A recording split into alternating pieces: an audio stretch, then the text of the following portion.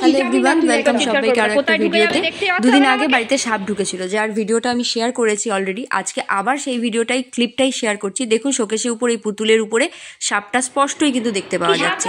আর সাপটা কোথা থেকে ঢুকেছিল সেটাও আমি দেখাবো, সবটাই আপনাদের দেখাবো। এইটা কিন্তু আমি আগেও ভিডিও শেয়ার করেছি। আজকে আমি এই জন্যই ভিডিওটা শেয়ার করছি, কিছু কথা বলার প্রয়োজন হয়েছে। এই জানলাটা দিয়ে সাপটা ঢুকেছে, আর এই শোকেশের উপরে যে মাথার উপর টেডিগুলো দেখছেন, এখান থেকে গিয়ে ওই যে বড় পুতুলটা, ওটার উপরে কিন্তু সাপটা চড়ছিল। যখন সাপটা ঢুকলো ওই জানলা থেকে, হঠাৎ ওই শোকেশের উপর একটা আমি আওয়াজ পেলাম, যে লাফ দিয়ে, জানলা থেকে লাফ দিয়ে শোকেশের মাথায় পড়লো। আওয়াজটা পেয়েছি, তখন আমার মেয়ে খাটের উপর বসে রয়েছে। তাড়াহুড়ো করে দেখতে পাওয়া মাত্রই মেয়েকে সরিয়ে, মানে তারা ভয় তো পাবোই না, একটা আতঙ্ক তো লাগবেই যে ঘরে সাপ ঢুকে এসেছে, ঘরে ছোট বাচ্চা রয়েছে, ও কোন দিকে দৌড়াবে না দৌড়াবে। তাই জন্য আমি তাড়াতাড়ি করে মেয়েকে নিয়ে পাশের ঘরে রেখে বসিয়ে এলাম। এবং মা কি করেছিল, দরজাটা বন্ধ করে দিয়েছিল। কারণ আপনারা ভিডিওটা দেখলে বুঝতে পারবেন যে আমি দরজা খুলে ঢুকছি, মাকে বলছি মা চিৎকার চেঁচামেচি করো না। আমি যখন ক্যামেরাটা নিয়ে এসেছি, সবসময় তার ক্যামেরা নিয়ে বসেছিলাম না, তো মানে ততক্ষণ মা বলছিল বারবার যে ও যে জানলা দিয়ে এসছে সেই জানলা দিয়েও চলে যাবে, কিন্তু যাচ্ছিল না। সাপটা লাফালাফি করছিল, আপনারা দেখতে পাচ্ছেন। খাটের নিচে, সারা খাটের নিচ দৌড়াচ্ছিল, আলমারির নিচে ঢুকছিল, চারিদিকে কিন্তু যাচ্ছিল। সেটা আপনারা ভিডিও ক্লিপ থেকে হয়তো দেখে বুঝতে পারছেন। বাড়ির পাশে অনেক জায়গায় সবজি টবজি চাষ লাগানো হয়, উঠানে এদিকে ওদিকে, সেগুলো নেট দিয়ে ঘেরা থাকে। সেখানে প্রায় সময় ওই বাস্তব দাঁড়া না জল দাঁড়া কী সব সাপ বলে, সেগুলো কিন্তু নানা ধরনের সাপ আটকায়। আমরা কিন্তু সব সাপকে মেরে দিই না, নেট কেটে দিই যাতে সাপটা পালিয়ে যেতে পারে। আমার চ্যানেল যদি ভিজিট করেন, ভালো করে দেখেন, পুরনো অনেক 2-3টে ভিডিও পাবেন আমার সাপ রিলেটেড, যেখানে আমাদের চাষের জমিতে সাপ ঢুকেছে, বিভিন্ন জায়গায় সাপ আছে, সেটা আপনারা কিন্তু দেখতে পাবেন যে আমরা কিন্তু সেই সাপগুলোকে তাড়িয়ে দিয়েছি, মেরে দিইনি।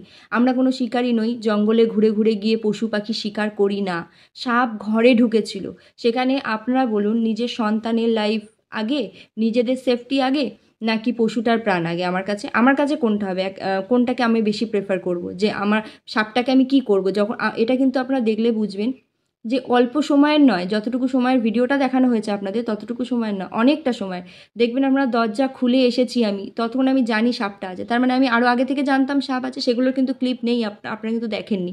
ক্যামেরা নিয়ে এসেছি, সাপটার ছবি তুলেছি, অনেকক্ষণ ধরে তাকে তাড়ানোর চেষ্টা করেছি, কিন্তু সেও দিশেহারা হয়ে একবার খাটের নিচে, একবার আলমারির নিচে, একবার খাটের উপরে, চতুর্দিক দাপিয়ে বেড়াচ্ছিল। তো সেই সময় কি করতাম? হাত দিয়ে সাপটাকে ধরে নিয়ে জানলা দিয়ে বাইরে বের করে দিতাম না? ভাই, অতটা সাহস আমাদের মধ্যে নেই। হয়তো পশুপ্রেমী মানুষদের মধ্যে আছে, বিশেষ করে যারা সাপ ভালোবাসেন। আমিও পশুপ্রেমী, বিড়াল, কুকুর, পাখি, কাঠবিড়ালি সব ভালোবাসি, সাপ ভালোবাসি না। সাপপ্রেমী মানুষদের হয়তো অতটা সাহস হলেও হতে পারে। বলার কথা শুধু এইটুকুই বন্ধুরা, যে সাপটা আমরা মানে খুব আনন্দ করে, শখ করে গিয়ে সাপ মারি না। ঘরে সাপটা ঢুকেছে, নিজেদের সেফটির কথা ভেবে সে সাপটাকে মারতে হয়েছে। যদি পসিবল হতো যে হাত দিয়ে সাপটা ধরে নিয়ে বাইরে ছাড়তে পারতাম, তাহলে সেটা করতাম। অতটা সাহস আমার মধ্যে ছিল না, তার জন্য আমার মনে হয়েছে যে ওকে তাড়িয়ে বার করতে পারিনি।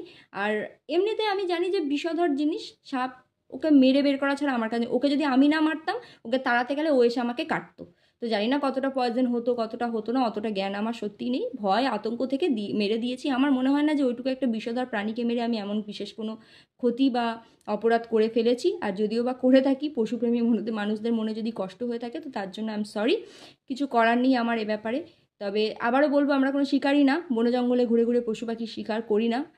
আর অনেকে অনেক কথা বলছেন, মূর্খ মানসিকতা, এটা সেটা, ঠিক আছে। বাট একটাই ভুল হয়েছে, যেখানে আমি হিন্দু ধর্ম সম্পর্কে অতটা বেশি জানি না। আমি ভিডিওতে বলেছিলাম যে সাপের সাথে মা মনসার কিছু লিঙ্ক আছে, মা মনসা রাগ করবেন, এগুলো আমি বলছিলাম। পাশের অন্য কয়েকজন ছিল, ওনারাও বলছিলেন। তো সেগুলো হয়তো মন্তব্য করা আমাদের উচিত হয়নি। যে ধর্মটা নিয়ে জানি না সেটা নিয়ে ডিটেলে বলা হয়, অতটা মানে ডিটেলে না, মানে বলাটাই হয়তো আমার উচিত হয়নি। এই যা।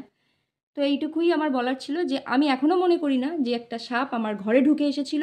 আমার ঘরে একটা ছোট বাচ্চা আছে, সাপটা কিন্তু আমার বাচ্চাকে অ্যাটাক করতে পারতো, সেও দিশাহারা ছিল, সেখানে তাকে বেরিয়ে আমি কোনো ভুল করেছি।